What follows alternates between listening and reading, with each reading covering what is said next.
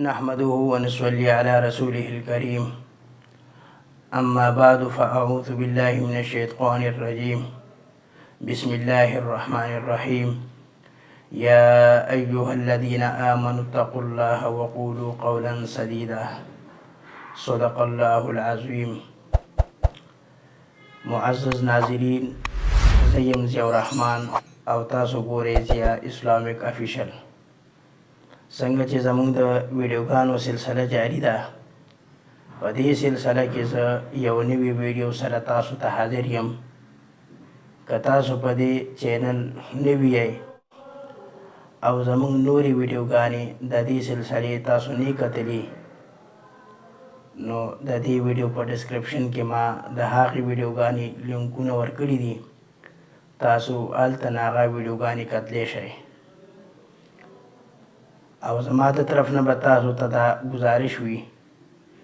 چې دا لینکونه کاپي کړئ او خپلو ملګرو ته یې په واتساپ او فیسبوک میسنجر شیر کړئ. دوستانو، زموږ د ویډیو ډېر اهم عنوان دی استخاري حوالې سره، چې د عملیاتو په دنیا کې د استخارې یو غټه چرچه ده. عاملینو په مختلفو طریقو استخاري جوړې کړي دي او عوام پې ګمراه کوي. ټولو نه مخکې دا خبره یاده ساتل پکار دي چې استخاره څه شی دی او د استخارې مطلب څه دی. د استخارې مطلب دا دی چې الله سبحانه وتعالی نه خپل خیر طلب کول. نو د دې معنی نه ته پته لګي چې استخاره په خپله یو دعا ده، چونکې یو انسان الله سبحانه وتعالی نه دعا غواړي چې یا الله زه کوم کار کوم په دې کار کې ما ته خیر راکړي، لیکن عاملونو کومې منګړتې بېهوده او فضول استخاري جوړې کړي دي چې د هغې په شریعت کې څه ګنجایش نشته. شاه ولی الله محدث دهلوي رحمه الله فرمایي چې د رسول الله صلی الله علیه وسلم موږ ته استخاره په دې وجه راکړې وه چې د زمانې جاهلیت هغه طریقې چې کومې طریقې په زمانه جاهلیت رایج وي هغه طریقې ختم شي. لیکن بدقسمتي دا ده چې د زمانې جاهلیت په هغه طریقو عاملینو د استخاري لیبل لګولی دی او د هغې په ځای هغوی یو کاروبار شروع کړ دی. شاه ولی الله رحمه الله فرمایي چې د رسول الله صلی الله علیه وسلم مقصد د جاهلیت هغه طریقه ختمولو، نو دا استخاره موږ ته راکړې وه. د جاهلیت مختلفې طریقې وي، لیکن په هغوی کې یو طریقه دا وه چې فعل معلومول به،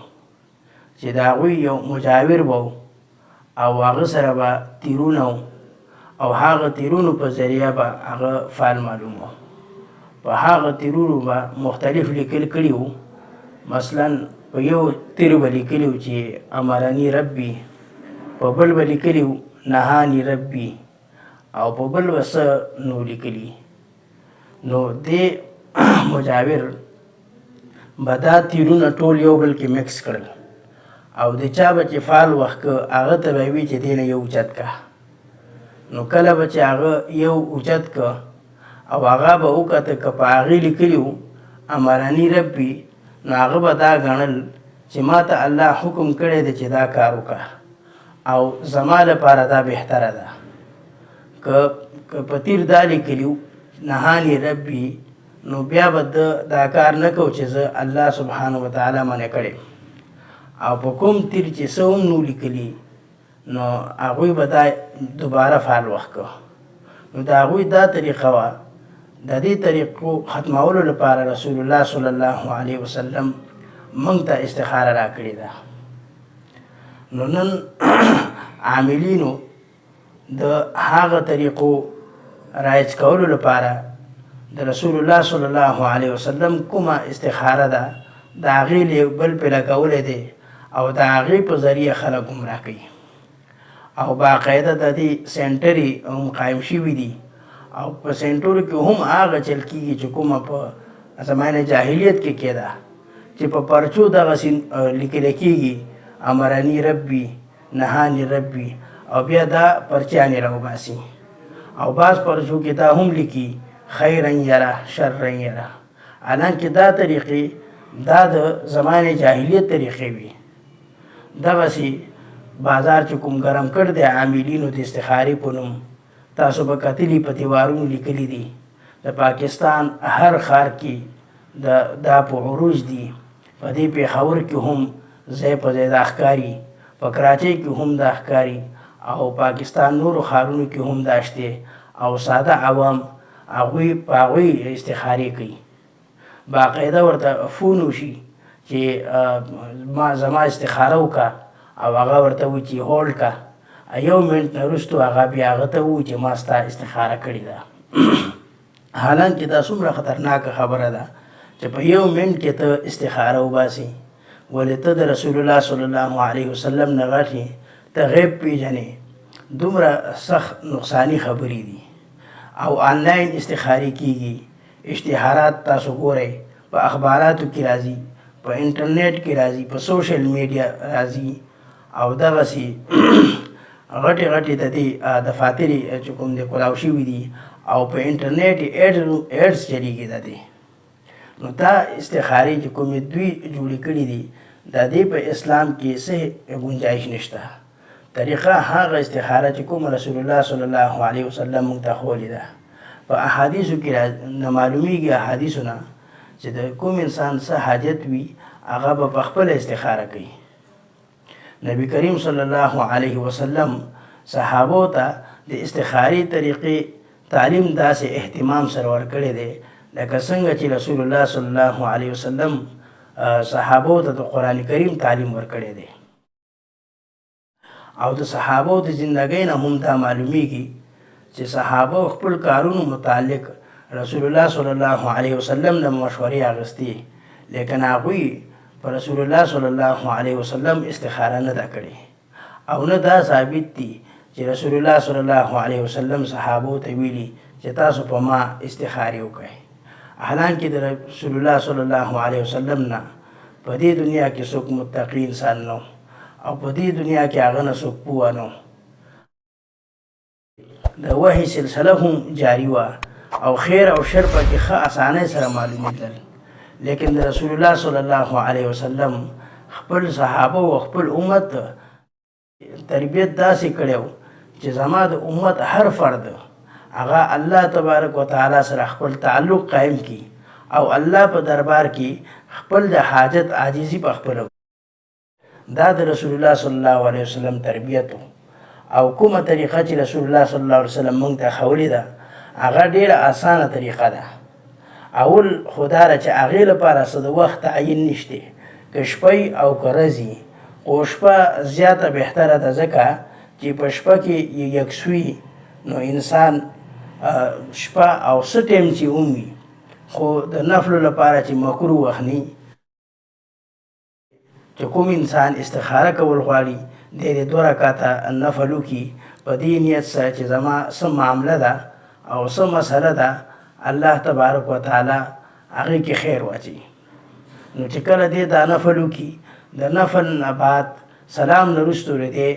دا دعا ووایي اللهم انی استخیرک بعلمك واستقدرك بقدرتك واسألك من فضلك العظيم نو